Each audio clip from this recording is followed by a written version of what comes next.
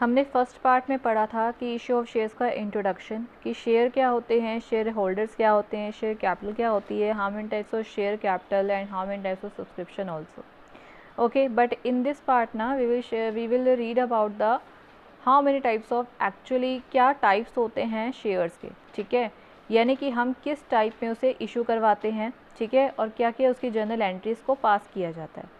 तो सबसे पहले इशू ऑफ शेयर्स में हमने जो भी इंट्रोडक्शन पढ़ा है, तो हम पब्लिक को जो भी इशू करते हैं, हम शेयर्स कंपनी जो इशू करती है पब्लिक को, वो किस बिहाफ पे करती है, क्या क्या उसकी चीज़ें होती हैं, क्या डेफिनेशंस हैं, क्या चीज़ें, हम वो पढ़ेंगे. तो इसकी 4 कैटेगरीज में इसको बांटा गया है. तो पहली जो हमारी कैटेगरीज हैं, ठीक है, वो हमारी पब्लिक को ही होती हैं. पब्लिक को हम क्या करते हैं, हम पब्लिक को हम या तो एट पार पे करते हैं, या फिर हम एट प्रीमियम पे करते हैं. ठीक है, या फिर हम एट डिस्काउंट पे करते हैं. ठीक है, तो अब यहाँ पे जो है एट पार का क्या मतलब होता है. एट पार का मतलब होता है कि मान लो 10 रुपये का जो शेयर्स था, ठीक है, वो 10 में ही इशू करवा दिया, यानी जितना मैंने मांगा था उतना मैंने ले लिया. ठीक है, यानी अगर 10 रुपये का शेयर्स मैंने कहा तो मैंने मंगवाया भी उतने का ही. तो एट पार का मतलब कोई दिक्कत नहीं, कोई ऊपर नहीं, कोई नीचे नहीं, कुछ भी नहीं. ठीक है, ना ऊपर गया ना वो कम हुआ. लेकिन जो एट प्रीमियम होता है, क्योंकि एट प्रीमियम का मतलब देखो, एट पार में जो एंट्री हमने पहले करी थी सेम वही है. हम bank account debit to share application, जो हम पहले शेयर एप्लीकेशन को मंगवाते हैं, जो 8 एंट्रियाँ हमारी होती हैं वही होंगी. ठीक है, लेकिन जो हमारा प्रीमियम है ये थोड़ा सा इंपॉर्टेंट है, इसको आप ध्यान से सुनना. देखो, प्रीमियम का क्या मतलब है, ये आप समझते होंगे. प्रीमियम मतलब एक्स्ट्रा मनी मंगवाना. ठीक है, मतलब क्या होता है प्रीमियम की इशू, तो वहाँ पे 10 रुपये का हुआ था. ठीक है, अब वो 12 रुपये के, मान लो कि 12 रुपये के हिसाब से कंपनी ने बात, तो भाई क्वेश्चन ये उठता है कि कंपनी 10 की चीज़ 12 में कैसे मंगवा सकती है, और क्या ऐसा रीज़न है कि उनको ऐसा करना पड़ता है.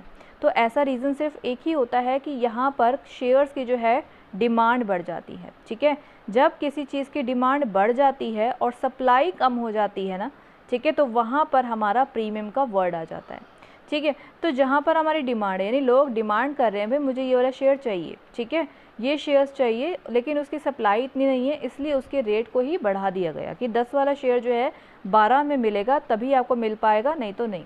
अब मान लो कि एक एग्जांपल के तौर पे मैं एक गाड़ियों की बात करती हूँ. ठीक है, कुछ गाड़ी जो है जिसको जो पसंद होती है, ठीक है, जो भी डिमांडेड में होती हैं, तो उसकी वैल्यू चाहे कितनी भी हो, लोग उसको लेना प्रेफर करते हैं क्योंकि वो उनकी डिमांड है. ठीक है, और सप्लाई वहाँ पर कम हो जाती है, क्योंकि डिमांड अगर ज़्यादा होती है तो सप्लाई इतनी नहीं हो पाती है. ठीक है, तो इसलिए वो क्या करते हैं, वहाँ पे रेट बढ़ा देते हैं.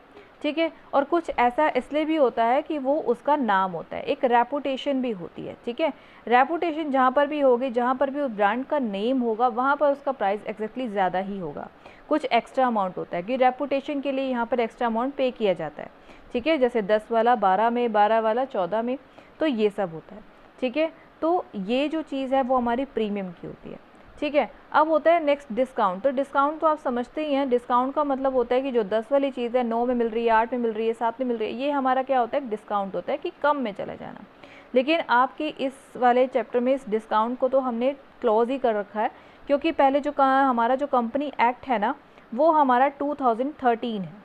ठीक है, इसकी अकॉर्डिंग जो है अब ये वाली चीज़ें ऐड तो हैं, बट डिस्काउंट हमारा जो है कंपनी एक्ट 1956 जो हमारा था उसके अकॉर्डिंग ऐड था, बट 2013 के अकॉर्डिंग जो है ये हमारा डिस्काउंट वाला टॉपिक ऐड नहीं. ठीक है, तो ये हमारा इसमें नहीं आएगा, हमारा सिर्फ एट पार और एट प्रीमियम में है.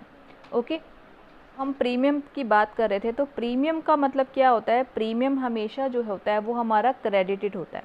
ठीक है, प्रीमियम जो होगा वो हमेशा हमारा क्या होता है, क्रेडिटेड होता है इन द एंट्री व्हेन ड्यू. ठीक है, जब ड्यू किया जाता है तब ऐसा होता है.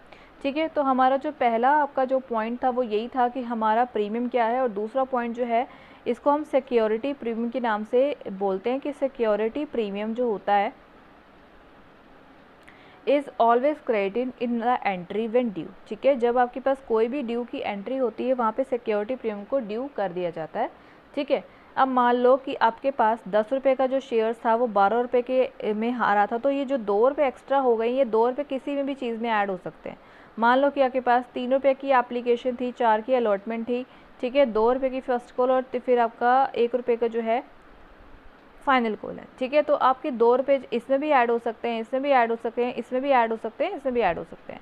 ठीक है। लेकिन क्वेश्चन में अगर साइलेंटली है यानी कुछ भी नहीं कहा गया है अगर क्वेश्चन में, तो उसको हम क्या करते हैं, हमेशा अलॉटमेंट के साथ ही ऐड करके चलते हैं। समझ में आ रहा है स्टेप? कि पहला पॉइंट आपके पास ये याद रखना है कि जब आपके क्वेश्चन साइलेंट हो, when question is silent about the premium, ठीक है, so you have to add premium amount in the allotment money. Okay. And second point is a security premium, जो है हमेशा वो क्या होगा, क्रेडिट होगा आपका in the entry when due. Okay, ये सेकेंड पॉइंट था।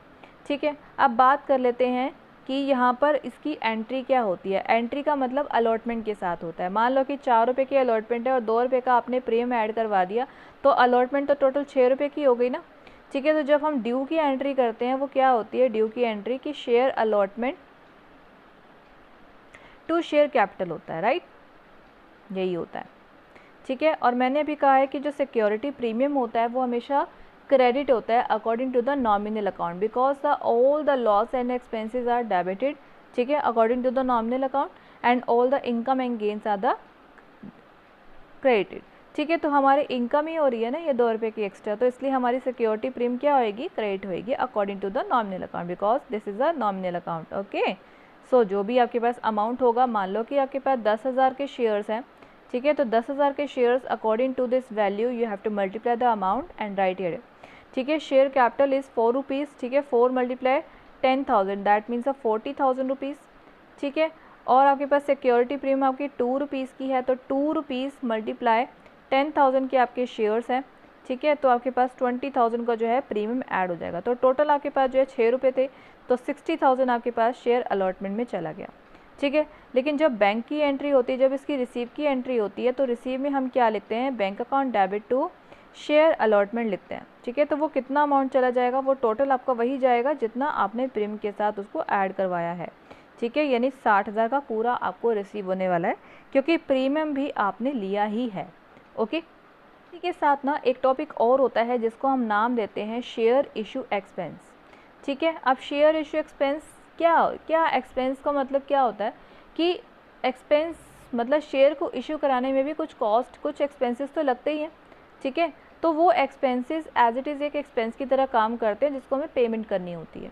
ठीक है, तो जो भी एक्सपेंस आप पे करते हैं, तो दैट एक्सपेंस अकाउंट डेबिट किससे बैंक करेंगे, तो बैंक से ही करेंगे, कैश तो यहाँ लिख भी सकते हैं नहीं भी, तो टू बैंक अकाउंट ही आएगा। कोई भी एक्सपेंस को पे करना हो तो टू बैंक, ठीक है, expense account debit to bank, ठीक है, जो भी है, तो इसकी एंट्री होती है ये। अब बात करते हैं जो इशू ऑफ शेयर्स है, ठीक है, वो कौन कौन सी कैटेगरीज में जाता है। जैसे कि मैं कहूँ कि इशू ऑफ शेयर्स हमने सबसे पहले किसको इशू किए हैं, पब्लिक को। ठीक है, जो कि 2 कैटेगरी में इशू होते हैं। सबसे पहला होता है एट पार पे और दूसरा होता है एट प्रीमियम पे, जो हम अभी पढ़ चुके हैं। ठीक है, दूसरी चीज़ हम करवाते हैं इसको प्रमोटर से। क्या होते हैं प्रमोटर्स? प्रमोटर्स होते हैं जो कंपनी को बनाता है, ठीक है, प्रमोट करता है, पर कंपनी को बनाता है, जो कंपनी के लिए काम करता है। ठीक है, यानी कि जितने भी उसने काम किया, ठीक है, उस कॉस्ट को बोलते हैं हम इनकॉर्पोरेट कॉस्ट। ठीक है, इनकॉर्पोरेट कॉस्ट बोलते हैं। ठीक है, तो इसकी जो एंट्री होती है वो क्या होती है, इनकॉर्पोरेट कॉस्ट होएगी। किसके लिए गई, किसको देंगे हम, ये प्रमोटर्स को। ठीक है, तो टू प्रमोटर्स। फिर सेकेंड एंट्री होती है प्रमोटर्स अकाउंट डेबिट। ठीक है, किस फॉर्म में बोल रहे हैं उसे, भाई हम बोल रहे हैं हम तेरे को कैश तो नहीं दे सकते, हम तेरे को शेयर कैपिटल के फॉर्म में दे सकते हैं, तो वो रेडी है, तो हम क्या एंट्री करते हैं, टू शेयर कैपिटल कर देते हैं। अब देखो यहाँ से 2 प्रमोटर्स है, ये प्रमोटर्स है, ये तो कैंसिल हो जाएंगे। बचेगा क्या, मेरे पास बचेगा incorporate cost account debit to share capital. तो हमारी एंट्री क्या बन जाएगी, हमारी एंट्री बन जाएगी incorporate account cost account debit to share capital. ठीक है, ये हमारा सेकेंड था। थर्ड क्या है, थर्ड होता है हमारा under writing commission. Under writing commission, ठीक है, अंडर राइटिंग कमीशन का मतलब क्या होता है कि हम उसको कमीशन देते हैं, जो भी हम इशू करवाते हैं शेयर्स को, कुछ ना कुछ कमीशन के तौर पे करवाते हैं। ठीक है, यानी कि जो हेल्प करता है हमारे शेयर्स को इशू करवाने में, उसको हम कुछ ना कुछ कमीशन देते हैं, जिसको हम अंडर राइटिंग कमीशन का नाम देते हैं। तो इसकी एंट्रीज क्या होती है, ये भी हमारे शेयर कैपिटल के फॉर्म में ही होता है। ठीक है, जिसको हम बोलते हैं कि भाई underwriting commission account debit to share capital भी आप बोल सकते हो। ठीक है, तो ये इसकी एंट्री होती है सिंपल, कि हम इशू ऑफ शेयर्स के फॉर्म में देते हैं, तो उसको शेयर कैपिटल का नाम दिया जाता है।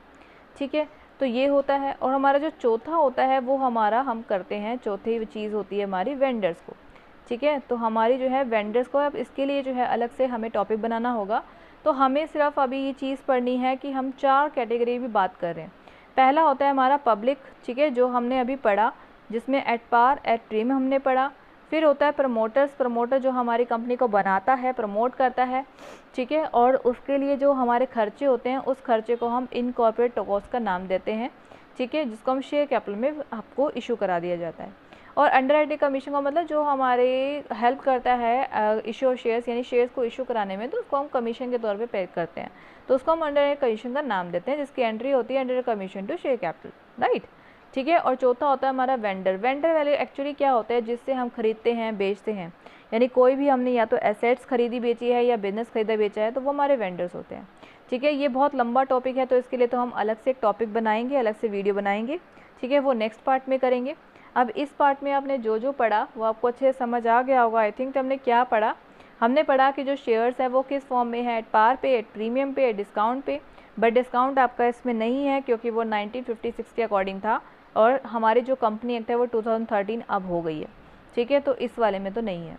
ओके, प्रीमियम आपने पढ़ लिया अच्छे से, शेयर इशू एक्सपेंस क्या होते हैं, ठीक है। आई थिंक आपको ये सब क्लियर हो गया है। और जहाँ पर भी आपको वीडियो पसंद आए तो प्लीज़ उसको सब्सक्राइब ज़रूर करिए, और जहाँ पर भी हो तो शेयर और लाइक ज़रूर करके जाइएगा, ठीक है। Thank you.